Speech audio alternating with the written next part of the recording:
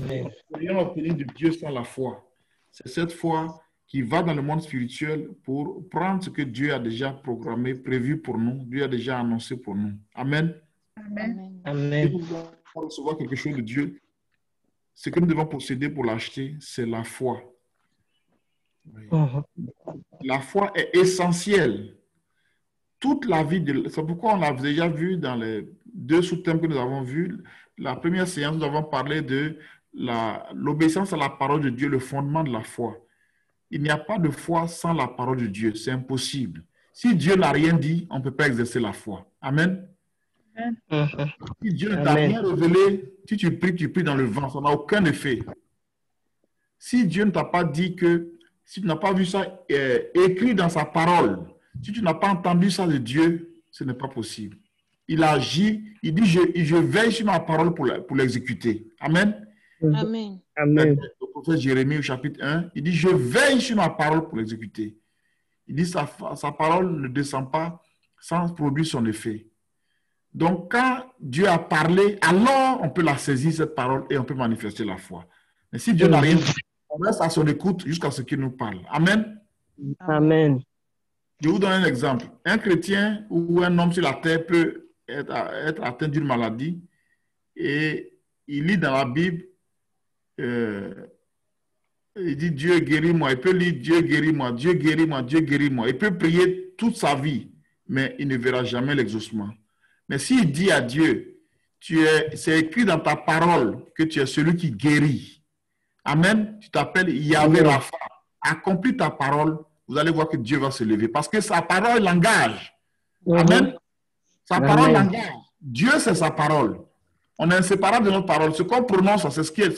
Ça exprime notre sentiment, notre pensée, notre volonté. Ça exprime notre être. La parole de Dieu est indissociable de Dieu. C'est ça qui l'engage. Dieu n'est lié par rien d'autre que sa parole. Amen. Amen. Donc, c'est essentiel de mettre la parole de Dieu au centre de notre vie si nous voulons manifester cette foi-là. Et la deuxième séance, nous avons parlé de le déclenchement de la foi. Comment la foi se déclenche dans la vie d'un homme. On a vu que c'est sous l'effet conjugué du Saint-Esprit, de la parole de Dieu et du cœur de l'homme. Amen. Amen. Et on a lu la parabole du semeur dans Matthieu 13 et on a vu que un homme a sémé des grains, mais on a vu que ces grains-là ne sont pas tombés dans le même type de terre. On a vu une partie tomber sur le long du chemin, une partie dans un endroit pierreux, une partie dans les épines et une partie dans la bonne terre. Les terres, là, symbolisent notre cœur. La sémence, c'est la parole de Dieu. Et l'énergie, c'est-à-dire que le soleil et la pluie pour faire germer, c'est le Saint-Esprit. Amen. Amen. Sans le Saint-Esprit, la parole de Dieu reste une lettre morte. Amen. Amen. Sans l'action du Saint-Esprit, la parole de Dieu qui est écrite là, qui ne peut pas agir. C'est lui qui la rend vivante. Amen. Amen. Sans la sémence aussi, la parole aussi, le Saint-Esprit ne peut pas agir. C'est son épée. Amen. Et l'état de notre cœur détermine notre foi. L'état de notre cœur, j'aimerais que vous notez ça en rouge quelque part dans votre bloc-notes. L'état de notre cœur va conditionner la foi, le déclenchement de la foi. La sémence, c'est la parole de Dieu, elle ne change pas, n'est-ce pas? Le Saint-Esprit est aussi là. Mais l'état de notre cœur, si la sémence tombe dans un endroit pierreux, voyez-vous qu'elle ne va pas, elle va vite pousser, mais pour pas aller jusqu'à la maturité pour porter des fruits, n'est-ce pas? Puisqu'elle n'a pas de racines. Si elle tombe dans des endroits où c'est les épines, elle va monter, mais les épines vont les étouffer. Il faut qu'elle tombe dans l'endroit, la bonne terre, le cœur préparé. Un cœur qui est préparé, un cœur qui s'est repenti, un cœur qui s'est soumis à Dieu, vous allez voir qu'elle va manifester la foi. Amen. Amen. Un intellectuel, un grand docteur, un grand scientifique, un grand artiste, un homme qui a fait des études, peut être un piètre homme de la foi, peut être un incrédule, un athée, mourir et aller en enfer. Mais un homme simple, dont le cœur est humble, soumis, obéissant, qui écoute la parole de Dieu, qui la garde, devient un grand homme de foi. Amen. Amen.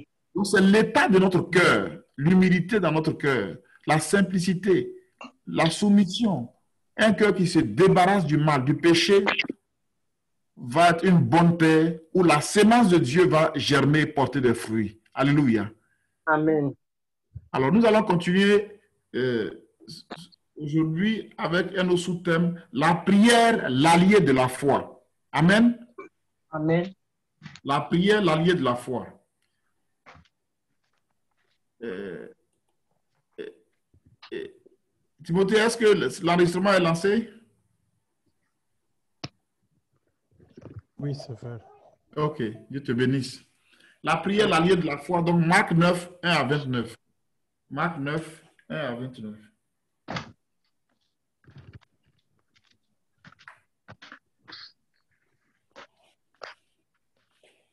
On va prendre deux personnes. La première personne va lire du verset 1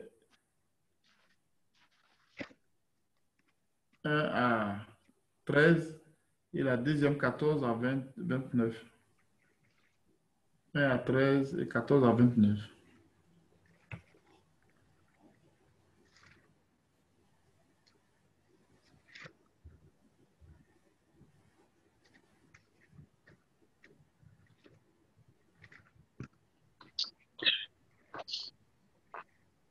Matthieu 9, 1 à 13.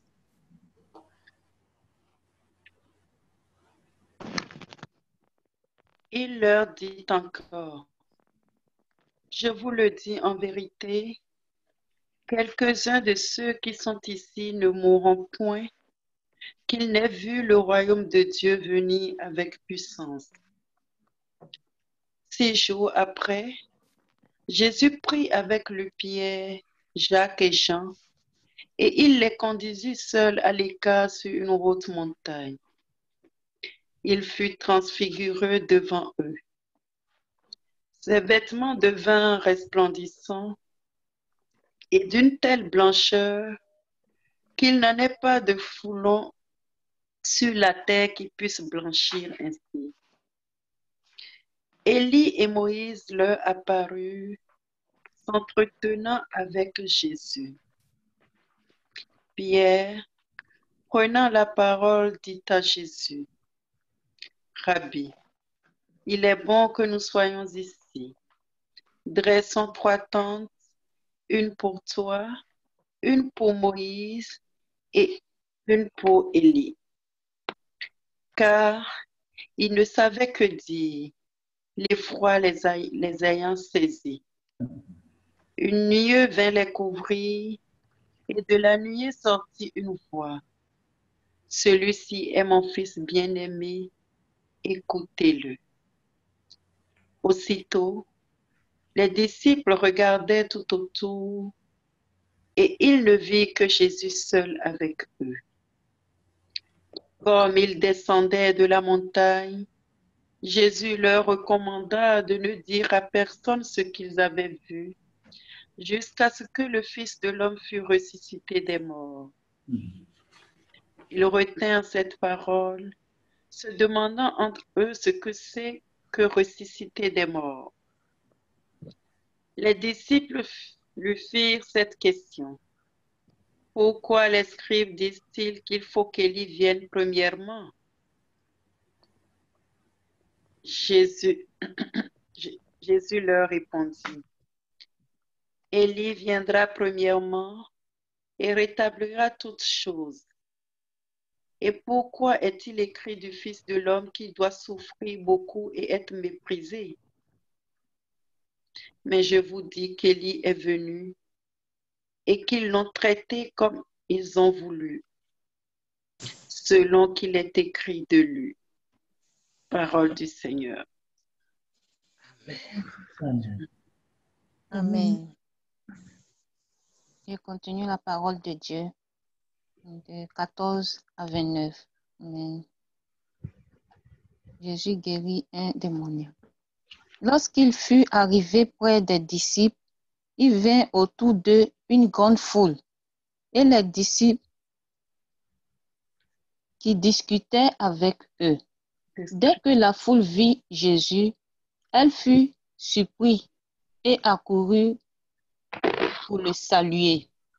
Il lui demanda, de quoi discutez-vous avec eux?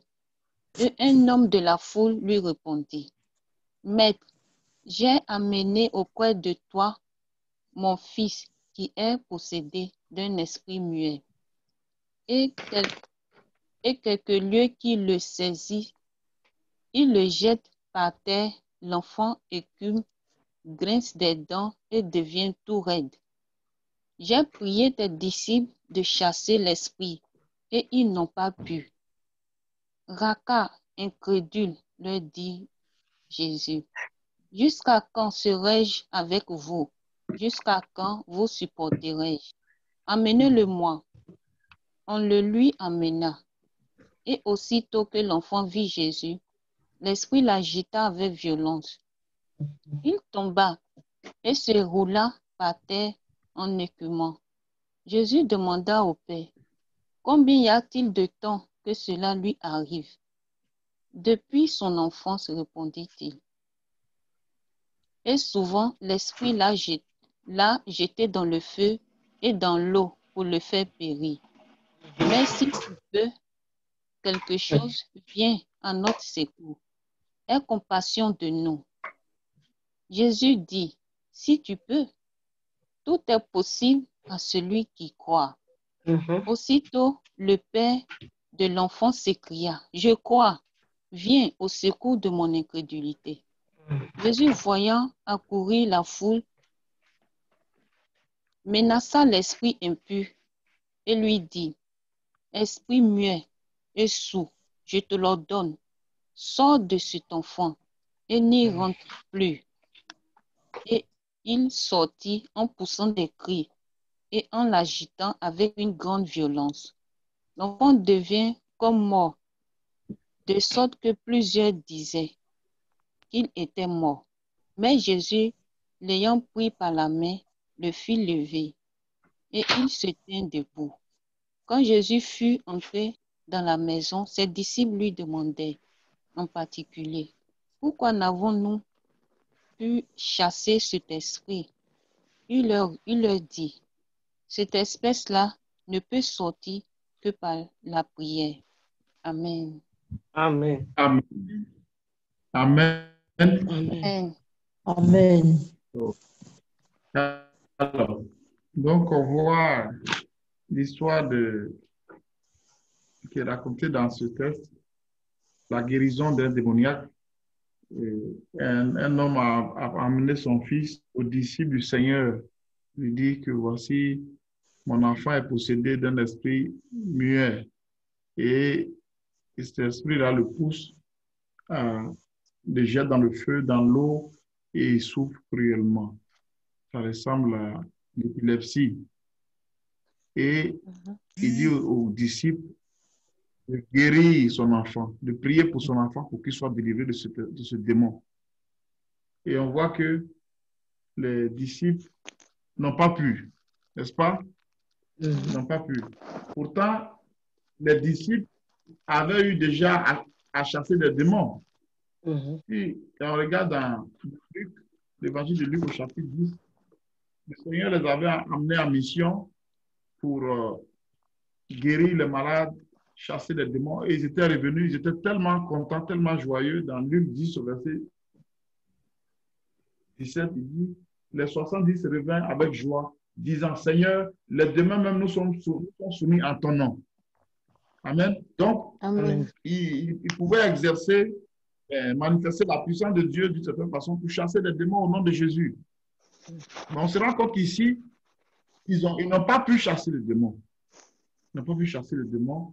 Et le Seigneur est venu et il est intervenu lui-même et il a prié pour l'enfant. Il était très agité et l'enfant a été guéri. Et les disciples donc, lui disent, mais Seigneur, qu'est-ce qui n'a pas marché? Pourquoi on n'a pas pu chasser les démons? Et regardez ce que le Seigneur dit au verset 29. Cette espèce-là ne sort que par la prière. Amen. Amen. Amen. Amen. Amen. Amen. Amen. Alors, Amen. à votre avis, Amen. À votre avis, quel est le lien entre la prière et le fait qu'ils n'ont pas pu chasser le démon.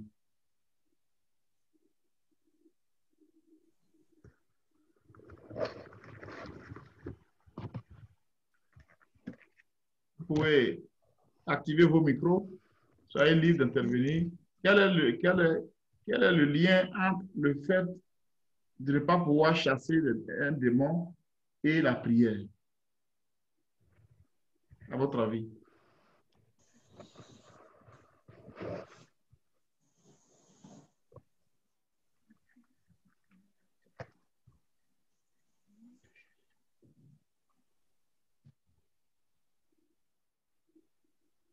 Amano, Oui, papa.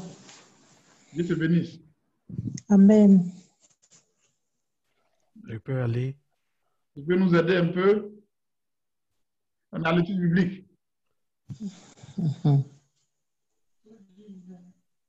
Je crois qu'il y a Elias qui voulait À répondre. mieux comprendre. Oui, Ok. Moté. Donc, oui, papa. Selon ce qu'on apprend, la foi, ça va avec la prière. Donc, si ils n'ont pas pu chasser le démon par la prière, ça veut dire qu'il y a un élément qui manquait, la foi. Mhm. Parce que les deux vont ensemble. Si on prie sans foi, ça ne marche pas. Mhm. Et Et si on a la foi sans action manifestée par la prière, il n'y a pas aussi de résultat. Donc, c'est ce que je pense. Oui, on peut comprendre comme ça aussi. Quelqu'un veut ajouter quelque chose? Euh,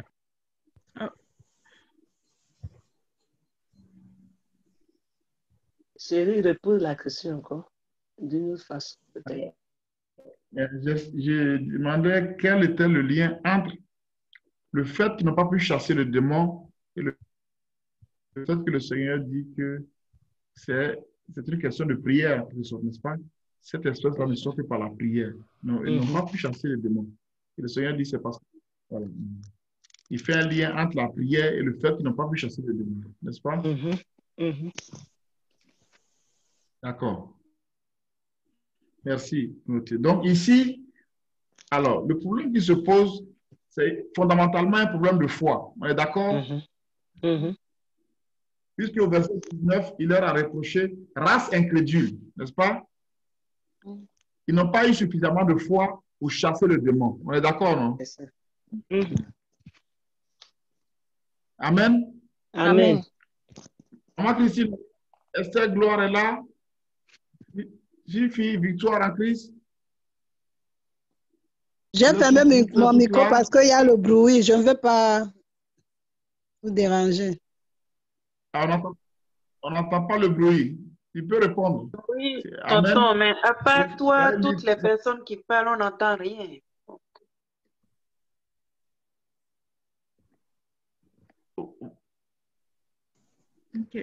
En fait, s'il y a une question que quelqu'un veut parler, il peut activer son micro pour répondre. C'est ça. Amen. Amen. Donc, le problème, c'est en fait, puisque c'est une étude biblique, c'est une participation. Ce n'est pas une prédication. Voilà, ça dit, pour mieux comprendre, on peut poser des questions, pour que chacun participe, apporte quelque chose à sa compréhension et ça permet de partager. Donc, ici, le problème que les disciples ont, c'est un problème de foi. On est d'accord, non? Puisqu'il a dit race incrédule. Ils n'ont pas été capables. Mais par le passé, ils avaient pu chasser certains démons. Mais ici, ils ont rencontré un démon qui ne sort pas facilement. C'est ça. Et on voit que le démon commençait à agiter l'enfant avec violence. Donc, ils ont eu peur. Ils ont dit, mais qu'est-ce qui se passe? Qu'est-ce qui se passe? Et l'enfant tombe à terre, il se roule, il écume.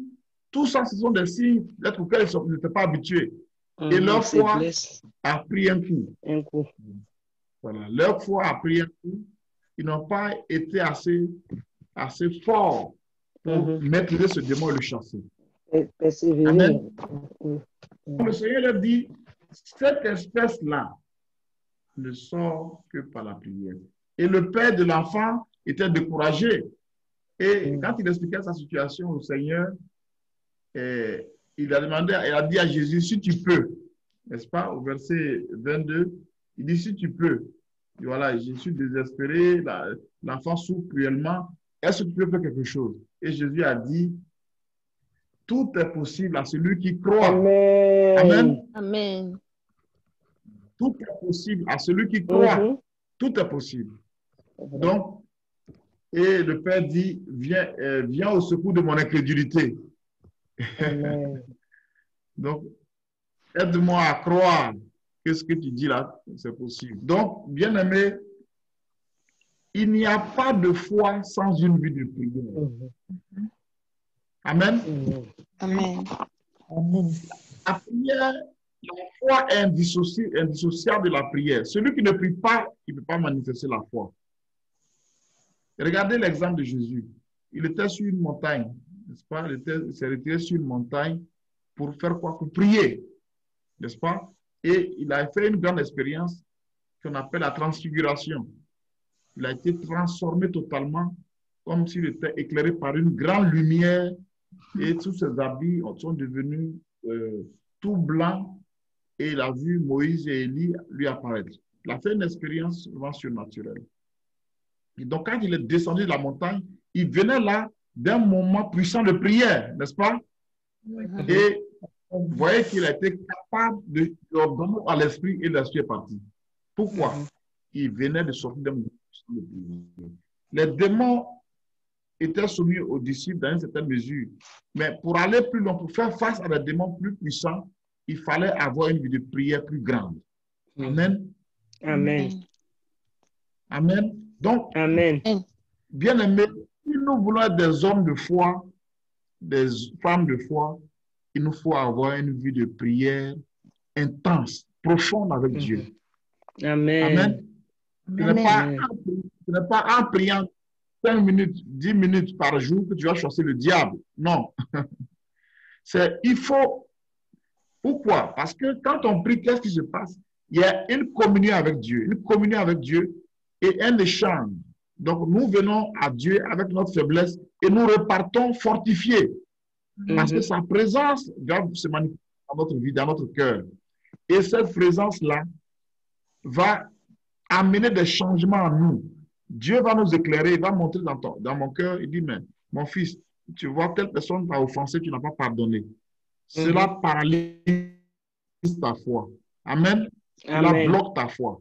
Donc, il faut pardonner. Et quand tu pardonnes, ta communion avec lui devient plus grande. Et tout de suite, quand tu invoques son nom, c'est un effet.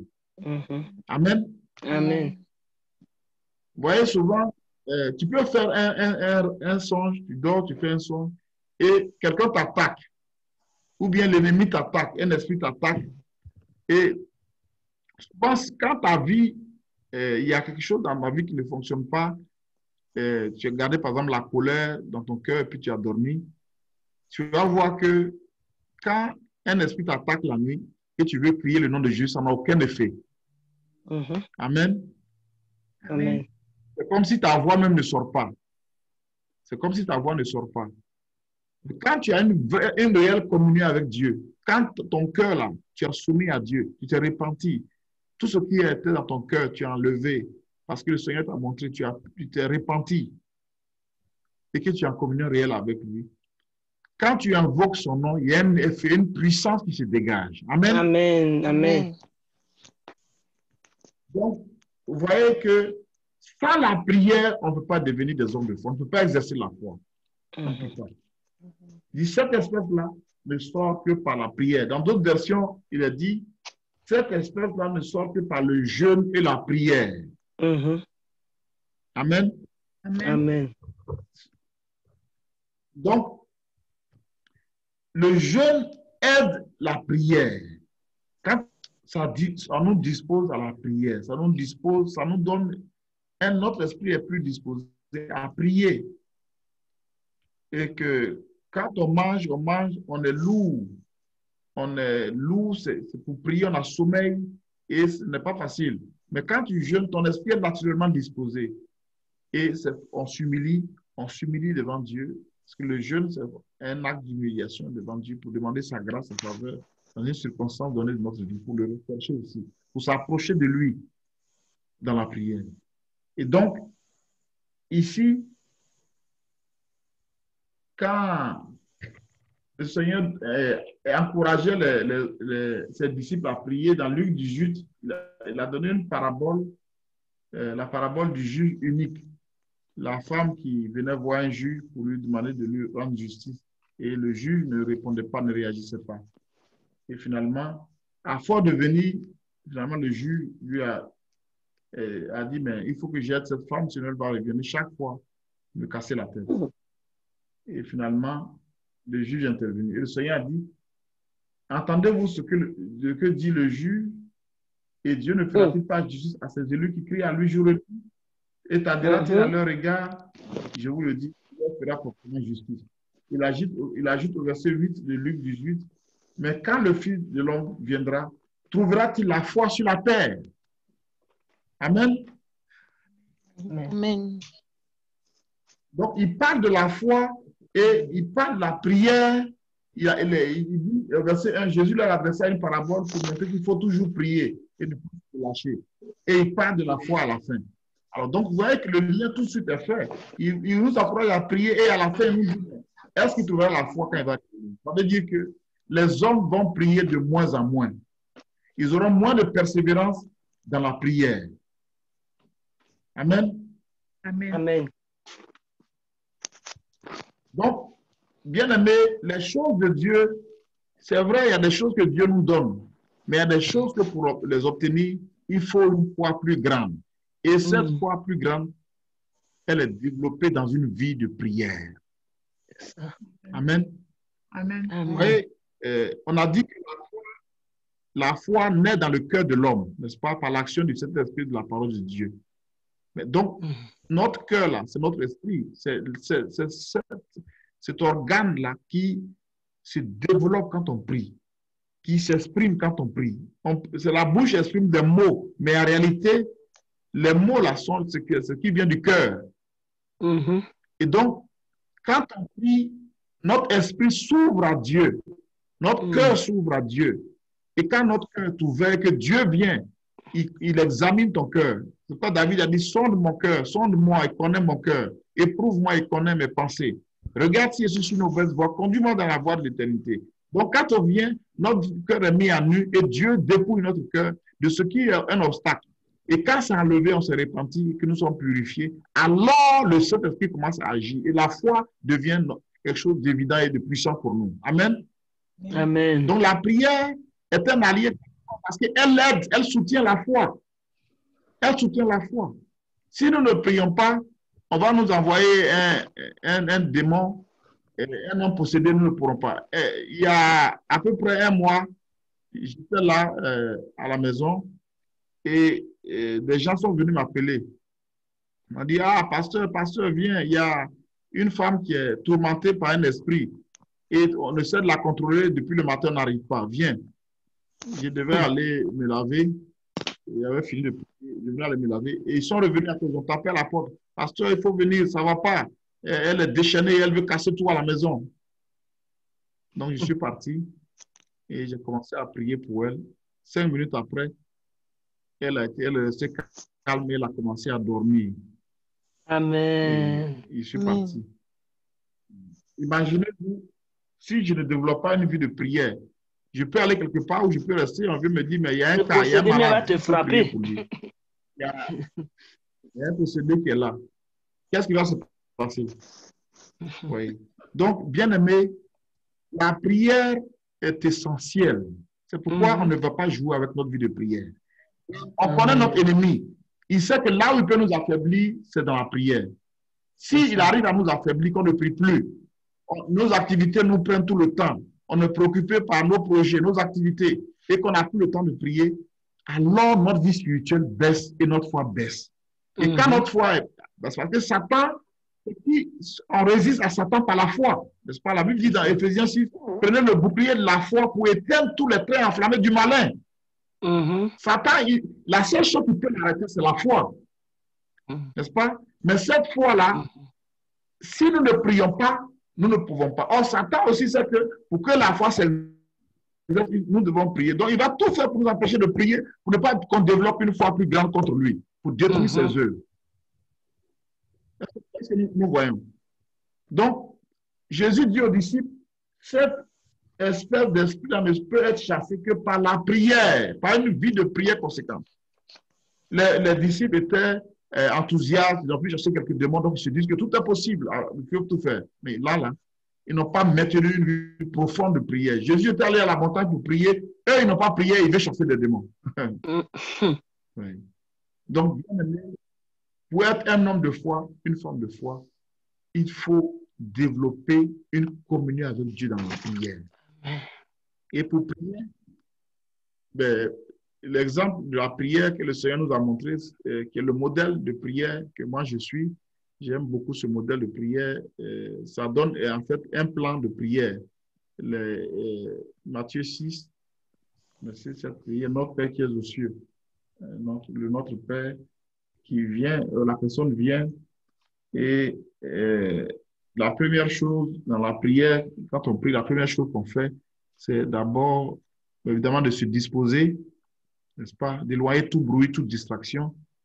Et si possible, éteindre les portables, fermer la porte. Le Seigneur a dit, quand tu veux prier, entre dans ta chambre, ferme la porte. Tout ce qui peut te distraire, la présence d'autres personnes, tout ça, tu t'éloignes, en tout cas, dans un endroit calme où tu ne peux pas être dérangé. Et la première pensée, c'est de remercier Dieu, de louer Dieu. Vous voyez, dans la prière de notre Père, il dit que ton nom soit sanctifié. Commence à bénir Dieu, que ton nom soit loué, que ton nom soit célébré. Il reconnaît la grandeur et la sainteté de Dieu. Donc la prière commence toujours par une reconnaissance, une louange, une célébration de Dieu, un hommage rendu à Dieu pour ce qu'il est, pour sa grandeur, pour sa toute-puissance, pour sa bonté, pour sa fidélité, pour son amour, pour sa grâce, pour ses bienfaits envers nous. Donc, on vient à Dieu, commencer à le célébrer, à le reconnaître qu'il est le seul vrai Dieu, qu'il est le Dieu saint, qu'il est le Dieu juste, le Dieu d'amour, le Dieu fidèle. Et une fois qu'on a loué, on l'a célébré et on se soumet à lui, dit que ta volonté soit faite, on se soumet à lui. Alors maintenant, on demande, on requête, dit, donne-nous aujourd'hui notre pain quotidien. Donc, donne-nous ce qui est nécessaire pour la vie d'aujourd'hui. Donc, on exprime notre requête, nos sujets de prière qu'on fait élever vers Dieu. Ensuite, il dit, pardonne-nous nos offenses comme nous pardonnons aussi à ceux qui nous ont offensés. Donc, ça, c'est notre relation avec les autres. On prie aussi pour les autres et on leur pardonne s'ils nous ont offensés. On prie pour nous, c'est vrai, mais aussi on prie pour les autres, on intercède pour eux. Et ensuite, il dit, ne nous induis pas en tentation, mais délivre-nous du malin. Donc là, c'est notre position face à l'ennemi, à Satan. Il dit, garde-moi des tentations, garde-moi de tomber dans les pieds de l'ennemi. Donc cette prière qui te protège, qui protège ta vie, qui protège la vie de tes enfants, contre l'œuvre de l'ennemi, l'œuvre destructive de l'ennemi. Vous voyez, Satan, la Bible dit qu'il vient pour tuer, n'est-ce pas, pour égorger, pour détruire. Mais si nous prions, nous éloignons l'ennemi. Amen. Amen. Nous détruisons ses œuvres. Et vous avez vu dans l'exemple de Job. Et dans l'exemple de Job, il est venu, il dit qu'il veut attaquer. Et Dieu lui dit à Dieu, mais c'est parce que tu protèges Job. Hein? Tout ce qu'il a là, tu mets la main sur lui. Parce que lui, il sait qu'il est le destructeur. C'est la même chose pour nous. Ne nous induis pas en tentation. Ne permets pas que nous tombions quand il y aura la tentation. Délivre-nous du malin. Garde-nous contre les œuvres nuisibles de Satan, qui peut attaquer par la maladie, qui peut attaquer en bloquant nos projets, en bloquant nos activités, en créant la mésentente entre monsieur et madame, en créant les conflits inutiles entre collègues, entre amis, en créant toutes sortes de choses, de rancœur, de ressentiment, de haine, de vengeance. Tout ça, c'est lui qui est à la base de toutes ces choses. Donc, la prière éloigne l'ennemi et maintient la présence de Dieu en nous. Amen. Amen. La présence, elle maintient elle ramène même Dieu au centre de nos cœurs, de nos vies. Et quand la situation va venir, nous prononçons la parole de foi donnée à nos cœurs et on va voir l'effet que cela va produire dans notre vie, dans la vie des autres. Donc voici ce troisième sous-thème-là, la prière, l'allié de la foi. Plus nous prions sincèrement, plus notre foi grandit. Amen. Et plus nous voyons les choses extraordinaires que Dieu fait dans nous. Que le Seigneur nous bénisse, qu'il nous conduise dans la prière. Et dans la prière, voilà. C'est là que quand on vient dans la présence de Dieu et que les sujets sont donnés, chacun doit ouvrir la bouche et parler à Dieu, prier à la maison, avoir ton moment de prière dans la journée. Voilà. Un enfant de Dieu qui ne prie pas 1 heure du temps dans la journée, ce n'est pas un enfant de Dieu. Il faut minimum 1 heure. Il a dit que vous n'avez même pas pu veiller 1 heure. Jésus a dit aux disciples, même pas 1 heure. Le minimum, c'est 1 heure. Si tu peux prier 30 minutes le matin, 30 minutes le soir, régulièrement, c'est déjà bon. Et si tu peux faire plus, c'est encore mieux. Et le minimum, c'est de prier au moins 1 heure. David priait 3 fois par jour. Daniel priait aussi. Donc, nous aussi, nous devions être des hommes de prière. Jésus lui-même, notre maître, c'est l'exemple parfait de la prière. On dit qu'il priait. Tôt le matin, il se levait pour aller, avant même qu'il ne fasse jour. À 4 heures du matin, il était déjà debout. À 3 heures, 4 heures, il était déjà debout pour aller prier, pour préparer la journée dans la prière. Il savait que c'était de là que nous venait la force, cette communion avec le Père par la prière. Et quand il était de là, Dieu l'utilisait puissamment. Amen. Il arrivait à faire face à toutes les situations parce qu'il priait. Si Jésus, qui est fils de Dieu, là, Dieu manifesté en chair, sur la terre, priait plus que jamais. Regardez dans Luc, l'évangile de Luc, c'est parsemé de la prière de Jésus. Jésus priait, Jésus priait, Jésus priait. Il passait ici, se levait tôt pour prier. Il passait la nuit à prier. Le jour qu'il devait choisir ses disciples, il a passé toute la nuit à prier. Ouais. Donc, il nous donne l'exemple. Un enfant de Dieu, c'est un homme de prière, une femme de prière. Il faut ouvrir la bouche, parler à Dieu, exposer ton cœur, lui présenter tes sujets, prier pour les autres, le louer, l'adorer, l'intercéder, prier pour qu'il te garde, prier pour t'opposer aux œuvres des ténèbres. Que le Seigneur nous bénisse. Il fasse de nous des hommes puissants dans la prière et des grands hommes et des grandes femmes de foi. Au nom de Jésus. Amen. Amen. Amen. Amen.